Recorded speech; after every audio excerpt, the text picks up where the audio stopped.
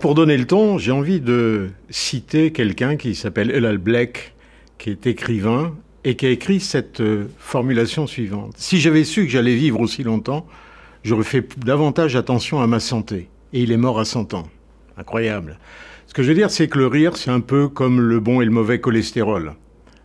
Autrement dit, il y a un rire qui est bon et qui s'oppose au rire mauvais.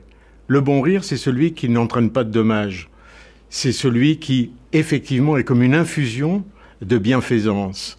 Et le rire, d'une certaine façon, effectivement, est comme une sorte de chatouillement psychologique ou de chatouillement physique. C'est-à-dire qu'il est aussi communicatif.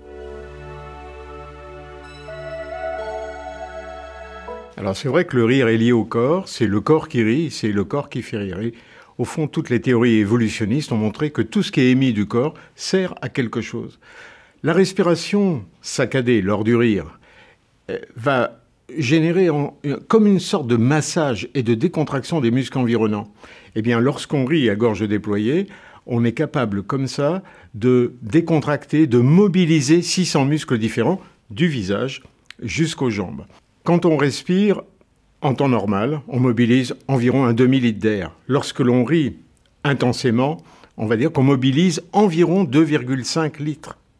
C'est-à-dire beaucoup plus. Et du coup, ça crée une sorte de nettoyage des poumons, des bronches, ça peut même soulager une crise d'asthme, ça peut améliorer l'emphysème. Donc c'est quand même notable. Et puis, par cette oxygénation, eh bien, c'est tout à fait favorable aussi sur le plan cardiovasculaire, par exemple.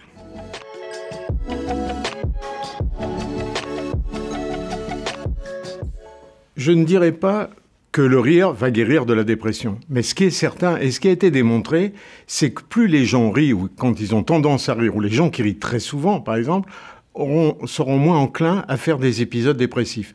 Je note au passage qu'il y a eu des études assez sérieuses pour démontrer qu'il y a 50 ans, on riait beaucoup plus qu'aujourd'hui. Pandémie oblige peut-être, ou autre chose. Ce qui est certain, c'est que c'est vrai que le rire va, d'une certaine manière, éloigner le stress, chasser la dépression par des mécanismes liés à des neurotransmetteurs que nous fabriquons, que sont l'acétylcholine, la dopamine et la sérotonine, qui est au fond presque le neuromédiateur de la zénitude. Donc effectivement, on agit sur tous ces paramètres-là, sur tout notre micro-environnement cérébral. Et un exemple caricatural, c'est la douleur, par exemple. Eh bien, rire soulage la douleur. Pourquoi ? Eh bien, parce que c'est une véritable pompe à endorphines. Et si on rit pendant plus de 10 minutes, eh bien, on va soulager considérablement la perception de la douleur.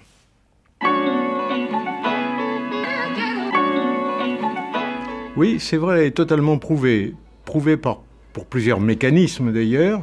C'est que le rire va diminuer le cortisol, qui, lui, aurait un peu un effet délétère sur notre résistance immunitaire, que, on vient de le voir, le rire produit du plaisir, en particulier grâce à la dopamine, et puis ça produit aussi, ça augmente la production d'immunoglobulines qui vont aller se cibler effectivement sur les virus, les bactéries, confèrent la pandémie, voilà. Et en même temps, plus que ça, le rire est capable de stimuler des lymphocytes T cytotoxiques, c'est-à-dire d'aller agir effectivement sur les cellules cancéreuses.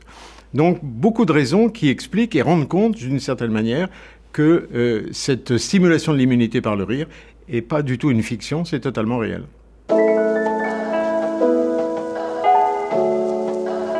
Alors ils découlent de tout ce qui vient d'être dit, c'est-à-dire qu'à partir du moment où le rire effectivement un effet décontractant, libère nos tensions intérieures, stimule la production de sérotonine, qui est souvent, parfois un peu abaissée par le contexte anxieux, et que, justement, on a un moment de plaisir et d'échange avec le rire le soir, eh bien, on va aller beaucoup plus facilement dans les bras de Morphée. Après ce rapide tour d'horizon sur les bienfaits du rire sur l'organisme, à court et à long terme, je crois qu'il est essentiel de rappeler que la vertu première du rire, c'est de procurer du plaisir. Et qu'il y a une sorte de connivence entre soi et le contexte, qu'il soit sonore ou visuel, et qui déclenche effectivement cette joie intérieure si essentielle dans la vie.